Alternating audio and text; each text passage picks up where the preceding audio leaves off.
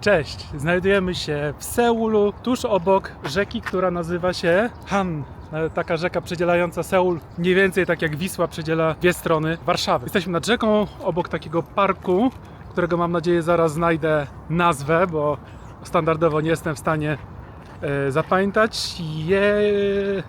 Jeuido chyba tak się nazywa, na literkę Y.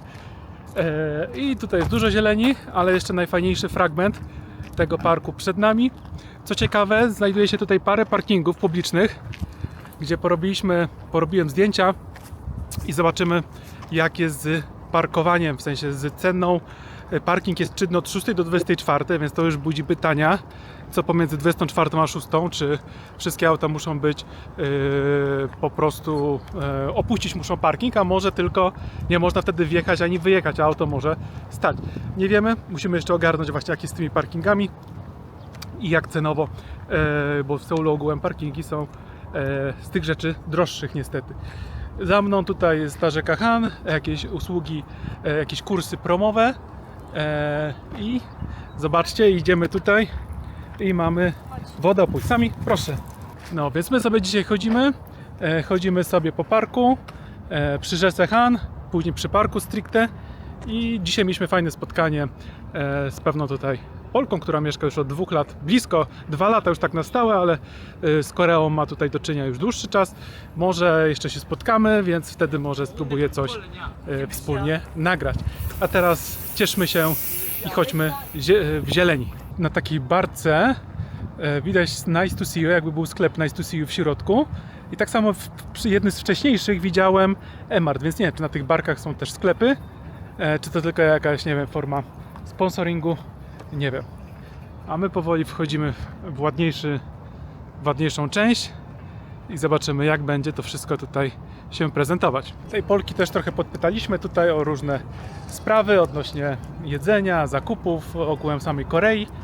No my też standardowo zadajemy pytania takie nietypowe właśnie na temat parkingów, na temat dostępu do wody i tak dalej. To jest jakby nasza tematyka stricte kamperowa, do której raczej większość osób takich standardowych, nazwijmy to podróżników, którzy z plecakiem przyjeżdżają, albo do osób, które lokalnie tu mieszkają i nie mają auta, albo korzystają głównie z komunikacji publicznej. Jest to nietypowe pytanie, zatem tutaj na to oczywiście było ciężko uzyskać odpowiedź, ale tutaj mamy jeszcze parę pomysłów, skąd możemy uzyskać odpowiedzi, bo auto odbieramy gdzieś za ponad tydzień. Zatem jeszcze chwila. Dzisiaj patrzyłem, auto było obok wysp, które nazywają się Paracelskie, takie dziwna nazwa, to takie wyspy, o które toczą spór Chiny, Wietnam i Tajwan, tak? Paracelskie, o tak się nazywa.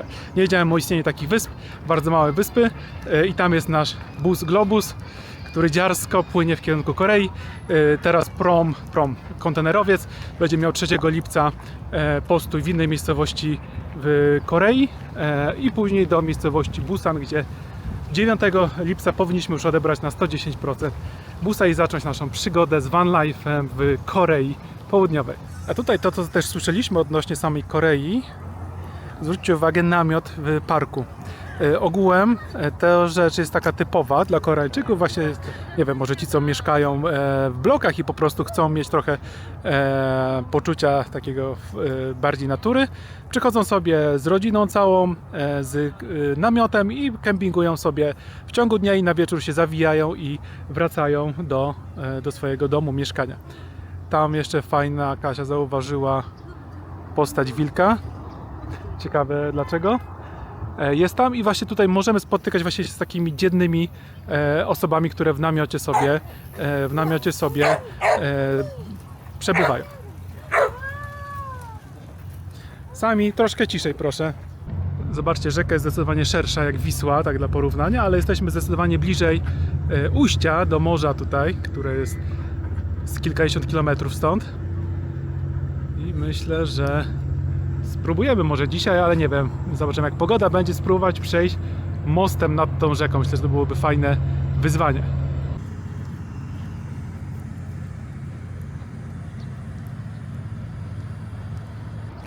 Nawet tutaj jakiś taki teren pod mostem.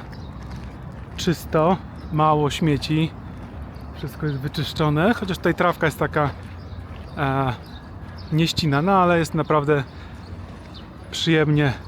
Ktoś tam gra na gitarze, a my niedługo odbijamy w lewo i idziemy do głównego parku na literkę Y. Zobaczcie, jaki fajny pomysł. Sami skorzysta. Dawaj, hop. Dawaj.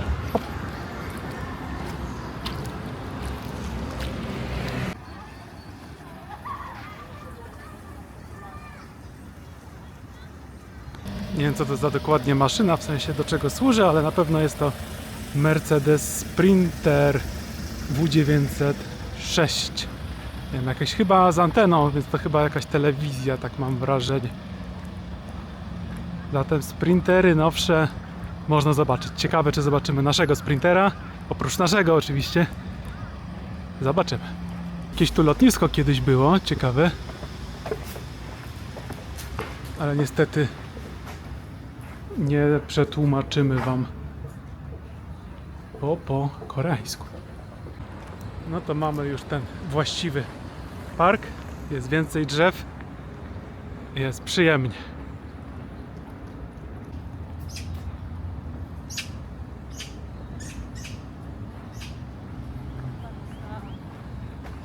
Chodzić boso, zwierzęta nie są akceptowane i ślisko. Jest tu informacja o tym, żeby zdjąć buty i chodzić na bosaka. I akurat w tym miejscu zwierzęta niedozwolone, ale chodzą po takiej ścieżce zdrowia, chodzić na bosaka, ciekawe. I mamy jakiś fajny potoczek, pewnie jakiś sztuczny, ale fajnie to się komponuje z tymi wieżowcami. Tu jakiś wieżowiec od LG, jakiś EY, Konrad, nie wiem co to za... No, LG wiem, a pozostałe nie wiem. No ale sam ten dźwięk robi robotę. A teraz Darek skorzysta ze ścieżki, podejrzewam, na stopy. Zdejmuję sandały i robimy kółeczko. Pójdę boso, pójdę boso.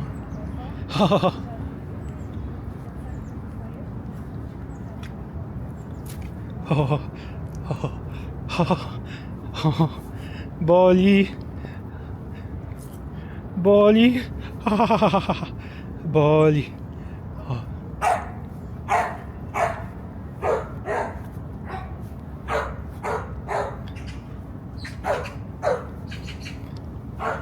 O, jak boli. Kolejna warstwa. O.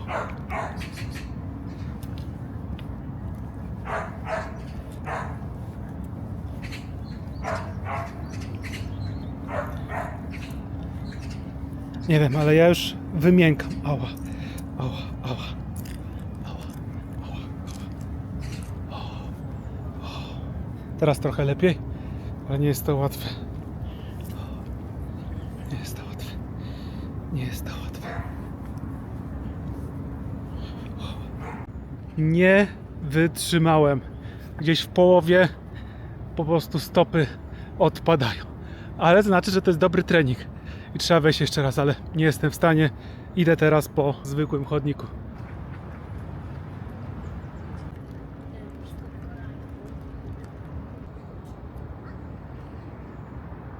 Soul, my soul.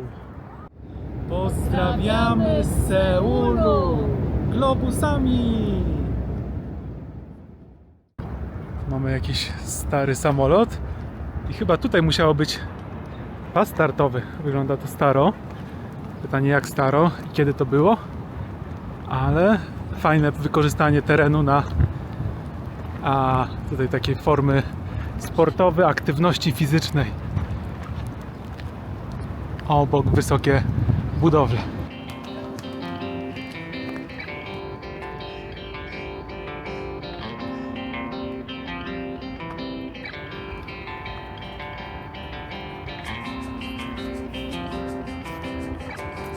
Pozdrawiamy!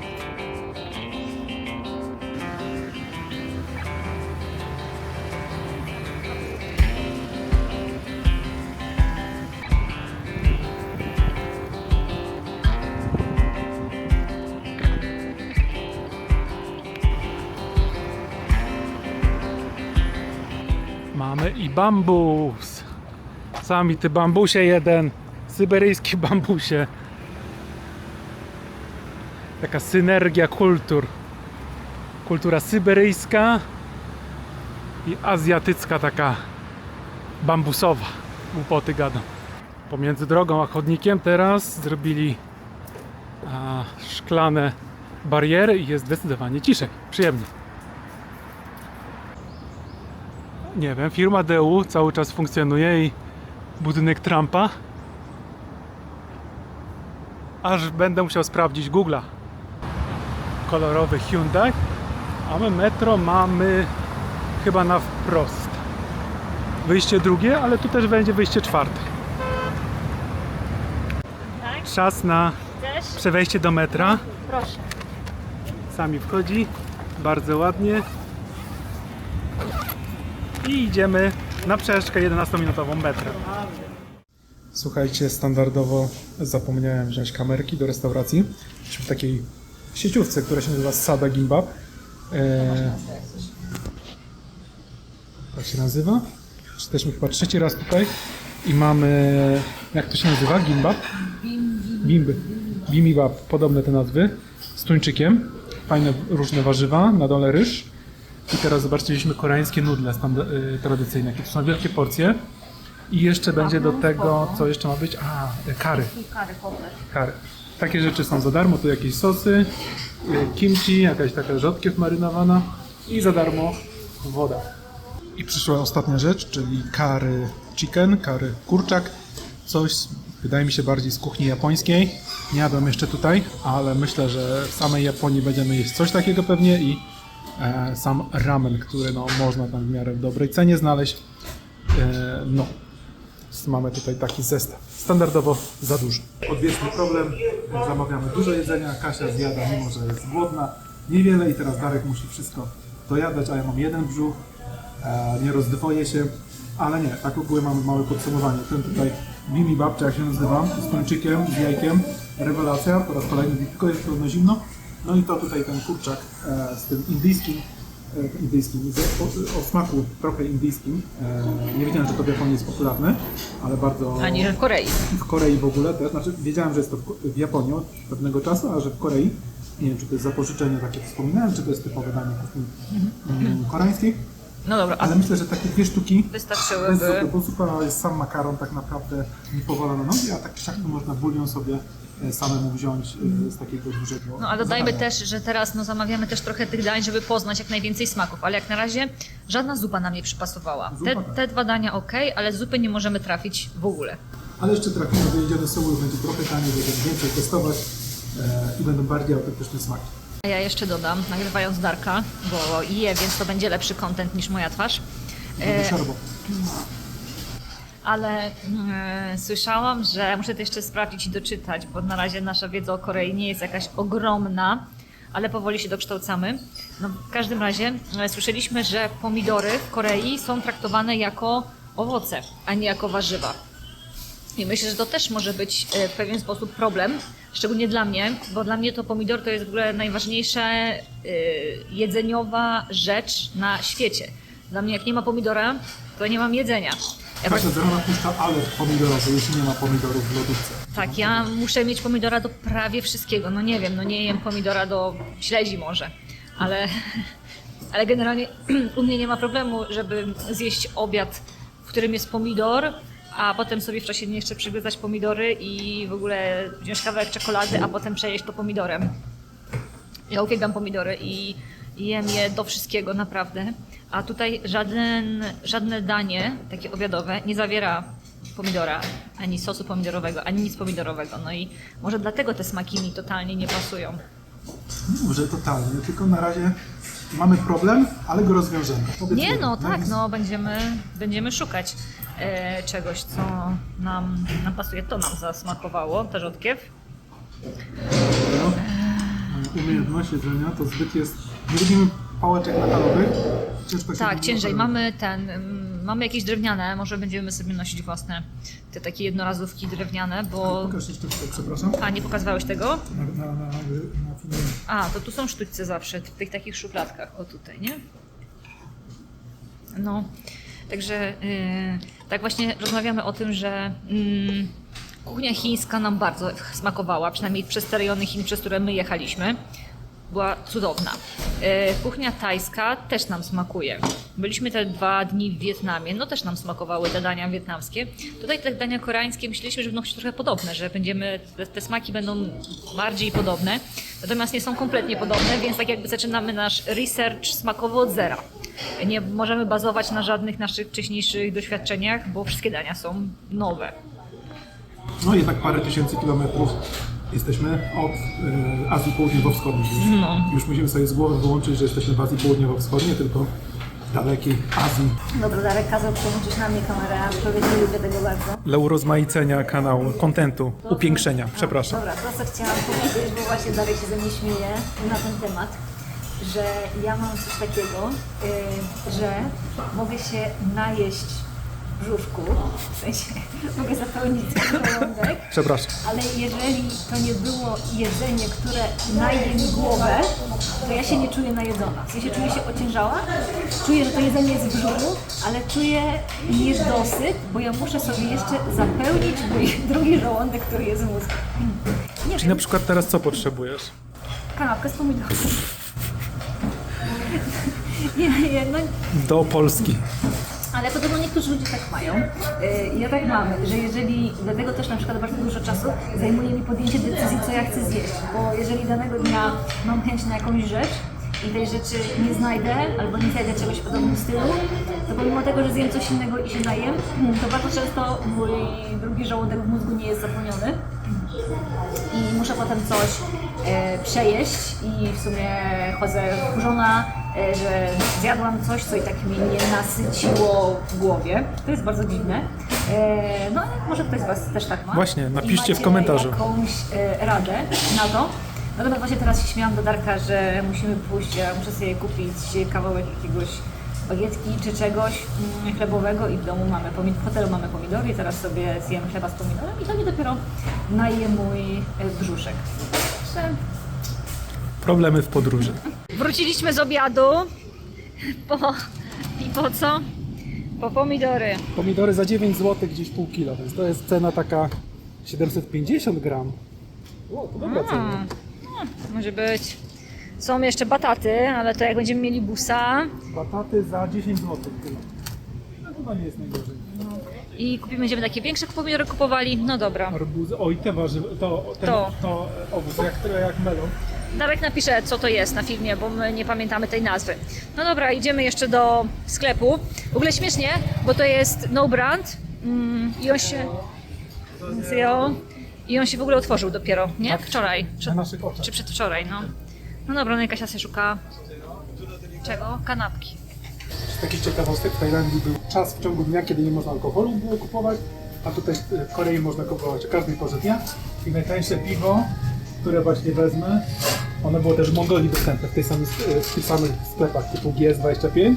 Teraz jesteśmy w innym i to kosztuje 2,70 za 8 zł. 8 zł najtańsze piwo. Więc piwo jest droższe jak w Tajlandii, a wino jest tańsze.